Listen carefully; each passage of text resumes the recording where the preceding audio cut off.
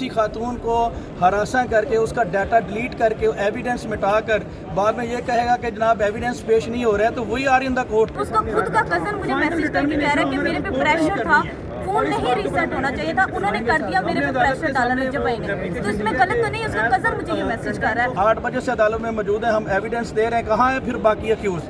रजब अली को रात food poisoning होगी, माश डोकर को भी फूड पॉइजनिंग होगी, मुझे इस बात पे हंसी भी आ रही है। जवाद अली की भी तबीयत ख़राब है, तो हमने ऑनरेबल कोर्ट से रिक्वेस्ट की है कि उनका मेडिकल तलब किया जाए। अभी तो सिर्फ फूड पॉइजनिंग हुई है, आने वाले वक्त में अभी बहुत कुछ होना है। अभी तक पुलिस उसकी फोरेंसिक रिपोर्ट ऑन रिकॉर्ड नहीं ला सकी, तो पुलिस को इतनी जल्दी किस बात की है? जब तक फोरेंसिक रिपोर्ट नहीं आई तो वो इन 4 मुलजमान को बेगुनाह कर दें। वो तो फोरेंसिक रिपोर्ट से डिसाइड होगा कि फ़ोन रीसेट हुआ या नहीं हुआ। तो कह रहे थे कि रज्जब भट्ट पे जो है वो का केस आपने किया, देखिए सलमान से मैंने किया जो उसका बनता है। मैं पहले भी कहती थी रज्जब भट्ट ने नहीं, रेप वाला मैं उस पर क्यों लगाऊंगी जब उसका इस चीज़ में है। शहादतें मिटाने के हवाले से 201, 204, 509 ये सारे सेक्शन और 342 ये सारे सेक्शन इंशाल्लाह नेक्स्ट डेट ऑफ हियरिंग पर हम प्रूव करेंगे। इन्वेस्टिगेशन ऑफिसर हैं, इनके अगेंस्ट मैंने 155C की एप्लीकेशन दी हुई है। कोई बंदा ये ना समझे कि वो डिफेक्टिव इन्वेस्टिगेशन करके स्पेयर हो जाएगा। आपने कहा कि चेंज और इन्वेस्टिगेशन के लिए मैंने एप्लीकेशन दी है, इससे पहले जब आयशा के वकील दूसरे भी थे उन्होंने भी चेंज ऑफ इन्वेस्टिगेशन की एप्लीकेशन दी थी, लेकिन कुछ नहीं हुआ। मामला आ गया पढ़े लिखे वकील के पास, अब आपको प्रिपेयर होकर आना पड़ेगा। आखिरी पेशी का दावा जो है वो तो मिट्टी में मिल गया। अभी सवाल ये पैदा होता है कि और मजीद कितनी पेशियां भुगतनी पड़ेंगी। आज हमने ऑनरेबल कोर्ट में एप्लीकेशन दी है for incorporation of relevant provision. ये जो बेस बनाते हैं कि चीज़ों को मैनेज करके, सिस्टम को मैनेज करके, पुलिस को मैनेज करके, अगर कोई शख्स समझता है कि किसी खातून को हरासा करके उसका डाटा डिलीट करके एविडेंस मिटाकर बाद में ये कहेगा कि जनाब एविडेंस पेश नहीं हो रहा है, तो वही आर इन द कोर्ट। आज हम अदालत में मौजूद हैं, हम सुबह से 8 बजे से अदालत में मौजूद हैं, हम एविडेंस दे रहे हैं, कहाँ है फिर बाकी अक्यूज़। आज उनकी रिक्वेस्ट पे 3 लोगों के मेडिकल आए हैं। जी रजब अली को रात फूड पॉइजनिंग होगी, माश डोकर को भी फूड पॉइजनिंग होगी, मुझे इस बात पे हंसी भी आ रही है। जवाद अली की भी तबीयत ख़राब है, तो हमने ऑनरेबल कोर्ट से रिक्वेस्ट की है कि उनका मेडिकल तलब किया जाए। अभी तो सिर्फ फूड पॉइजनिंग हुई है, आने वाले वक्त में अभी बहुत कुछ होना है। तो बात करने का मकसद सिर्फ ये है कि हमने अदालत में सिंपल आज हमारा यही मौक़िफ़ है जो लास्ट डेट ऑफ हियरिंग पे हमारे लर्नर काउंसिल कह रहे थे कि police is opinion is binding upon the court. ये यहाँ पे लर्न करने वाली बात है, police opinion is not binding upon the court. Defective investigation can not be basis of the innocents. कि कभी भी ये नहीं होता कि आप 2 नंबर तफ्तीश करवा के अदालत से इंसाफ की उम्मीद रखें और ये करें कि वो जो है वो ज़बरदस्ती इन्वेस्टिगेशन अदालत के ऊपर थोपी जाए। अदालत पुलिस की इन्वेस्टिगेशन की पाबंद नहीं होती, और ये बात आज हमने अदालत में असिस्ट की है। आज हमने मज़ीद सेक्शन इस केस में जो ऐड होने चाहिए थे शहादतें मिटाने के हवाले से 201, 204, 509 ये सारे सेक्शन और 342 ये सारे सेक्शन इंशाल्लाह नेक्स्ट डेट ऑफ हियरिंग पर हम प्रूव करेंगे और इसमें ऐड करेंगे। और अगर कोई शख्स समझता है कि आमतौर पर ये कहा जाता है जी कि इसको सलमान का केस डिफरेंट है और ये डिफरेंट है, इसको 376 के साथ क्यों जोड़ा जा रहा है?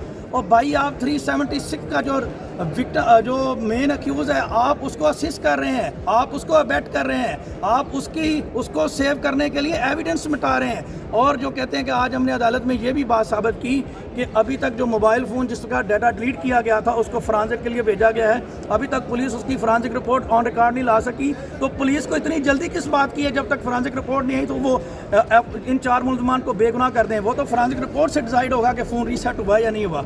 एनी हाउ सफिशेंट मटीरियल हमारे पास अवेलेबल है, इंशाल्लाह हम इस केस में प्रूव करेंगे।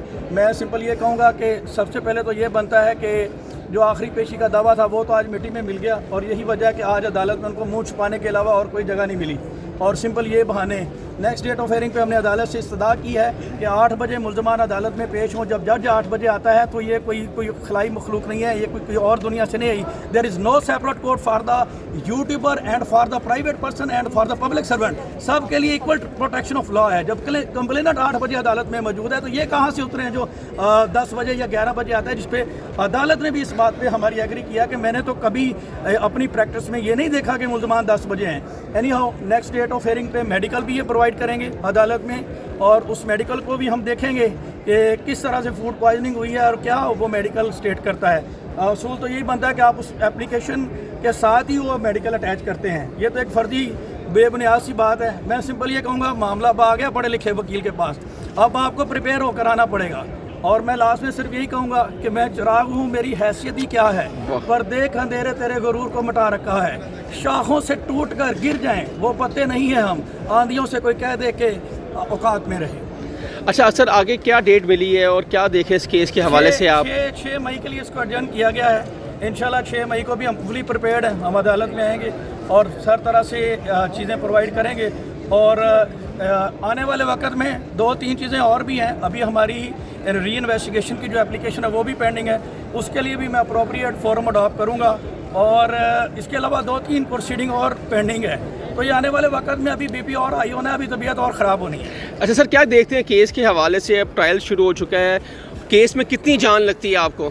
देखें वो तो अभी आपको पता चल गया ना, वो तो आगे देखें। ये प्रेरोगेटिव होता है ऑनरेबल कोर्ट का, वकीलों का काम होता है असिस्ट करना। हम असिस्ट करने के लिए विद रेलिवेंट लॉ अदालत में मौजूद है, ठीक है। हमारा काम इंशाल्लाह हम असिस्ट कर रहे हैं और असिस्ट करते हुए आपको नज़र आएंगे। केस तो मुर्दा हालत में मुझे मिला, जिस तरह से इसके फाइल के साथ अनफॉर्चुनेटली इस विक्टिम के साथ तो ज्यादती हुई है, इस फाइल के साथ भी ज्यादती हुई है। विक्टिम ने जो चीज़ें प्रोवाइड की उन फॉरेंसिक के लिए भेजी नहीं गई।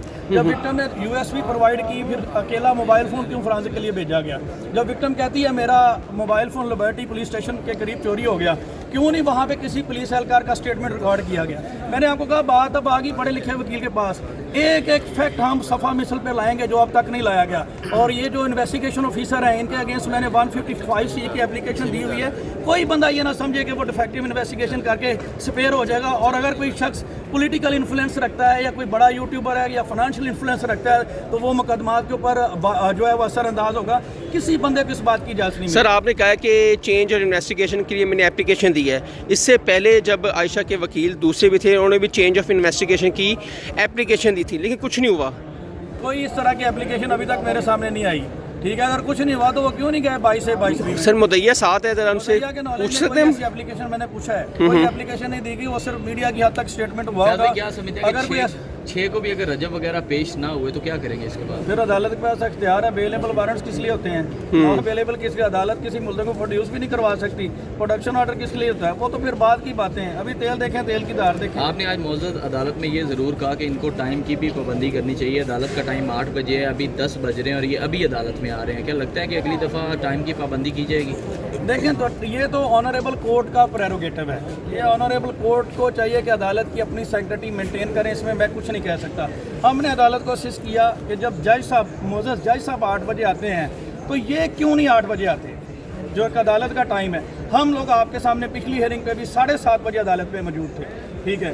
और ये लोग पिछली दफ़ा भी आपने देखा 9:30 बजे अदालत में है, तो ये लोग टाइम पे अदालत में क्यों नहीं आते? और अदालतों से बाहर निकलते हैं तो कहते हैं जनाब मजाक उड़ाते हैं, सिर्फ सोशल मीडिया पे अपनी हाइप क्रिएट करने वाले। सोशल मीडिया की अदालत सिर्फ आपको तालियां दे सकती है, इंसाफ आपको इसी अदालत ने देना है। और इंसाफ कैसे मिलता है और मुकदमात कैसे फाइट किए जाते हैं और फैक्ट सफ़ा मिसल पे कैसे लाए जाते हैं, इंशाल्लाह आने वाले वक्त। लास्ट भी इन्होंने ही अपनी मर्जी से डेट ली थी 27, और आज भी इनकी जानिब से बताया ये ज़्यादा पहले जी मंडे दे दे आप हमें, जो है ना। उसके बाद जज साहब ने कहा जो है ना मुझे और भी काम होते हैं। वो तो वकील साहब आज यही कह रहे थे कि जी मेरी अभी एप्लीकेशन पे बहस सुन लें, तो मैंने फिर अदालत से रिक्वेस्ट की कि चीज़ें अपनी मर्जी से नहीं चलती, अदालती प्रोसीजर भी किसी चीज़ का नाम है।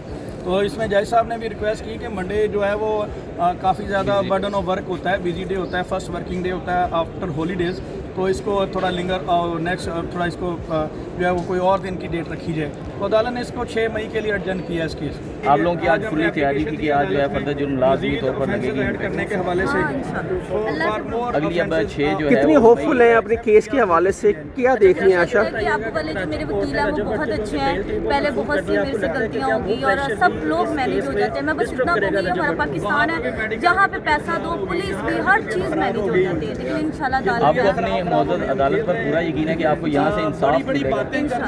और पैसा अगर चल सकता है तो बाहर चल सकता है, लेकिन अदालत में तो नहीं ना चल सकता। अब ऐसा केस में क्या है कि आप बहुत होपफुल हैं कि इनको सज़ा मिलेगी? इंशाल्लाह मिलेगी, जरूर मिलेगी। मैंने देखे लोग कह रहे थे कि रज्जू भट्ट पे जो है वो उसका केस आपने किया, देखिए सलमान से मैंने किया है जो उसका बनता है। मैं पहले भी कहती थी रज्जू भट्ट ने नहीं रेप वाला मैं उस पर क्यों लगाऊंगी जब उसका इस चीज में है, क्योंकि उसने फोन रिसेट किया, इन्होंने रूम में बंद किया रज्जू भट्ट वगैरह ने फोन रिसेट किया, जो उनका बनता है मैंने वही लिखवाया, जो सच था मैंने वही बताया। इसमें ना तो मैंने रज्जू भट्ट को कुछ गलत कह दिया, जो सलमान ने किया मैंने सलमान को बताया, जो रज्जू ने किया मैंने रज्जू को बताया, ना इसमें मैं गलत हूँ। जब उसका खुद का कजन मुझे मैसेज करके कह रहा है कि मेरे पे प्रेशर था, फोन नहीं रीसेट होना चाहिए था, उन्होंने कर दिया, मेरे पे प्रेशर डाला रज्जू भाई ने, तो इसमें गलत तो नहीं है। उसका कजन मुझे ये मैसेज कर रहा है, जो कि मैंने पुलिस को फोन भी दे दिया कि आप लोग ये फोन ले, फोरेंसिक करवाए, जो फोन रीसेट भी हुआ है और उस स्टेट को आएगा भी तो रीसेट हुआ है, जिस स्टेट को उसका मैसेज है, तो अब ये तो पुलिस ने करना है।